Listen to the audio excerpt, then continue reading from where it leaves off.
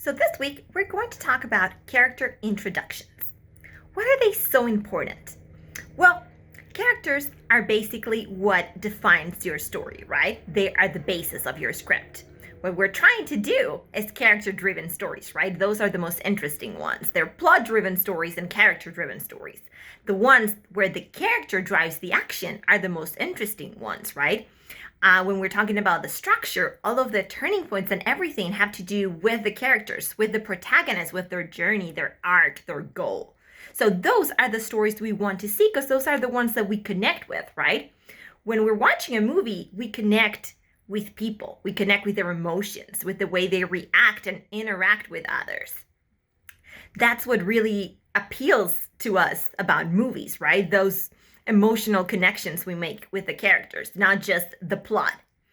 So when we're introducing characters, it's critical that we do it in a way that's unique and entertaining, right?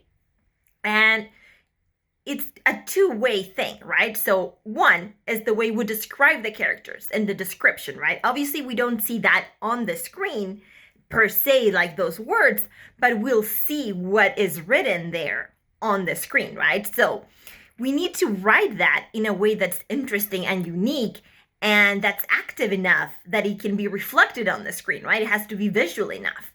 And it also has to describe the character in an interesting way. We need to immediately know, especially with the most important characters, who they are as soon as they're introduced. So, for example, if we say that someone walks into an office, right? And she's wearing a business suit and she walks in and looks at the employees. That doesn't give us that much about that person, right? But if we say this person is a woman, she walks in wearing a pantsuit, something that would make the entire room just gasp. She walks in and trips. She stares. Everyone freezes. They don't know how to react. If we write that, it's much more interesting, right? We are setting up this character in a very specific way by the way she's dressed, by the way the others react to her, by the way that she reacts if something happens. We are immediately drawn to this character in a much more interesting way.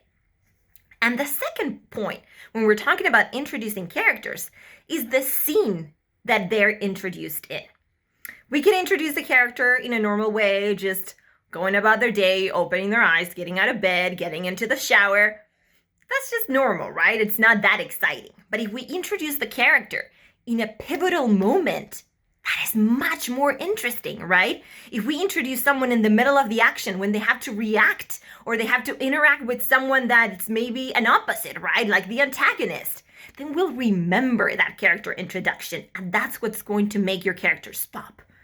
If you're trying to get attention from producers, managers, agents, contests, right? You need killer character introductions, something that we've never seen before, something that makes you remember these characters, something that makes them pop off the page.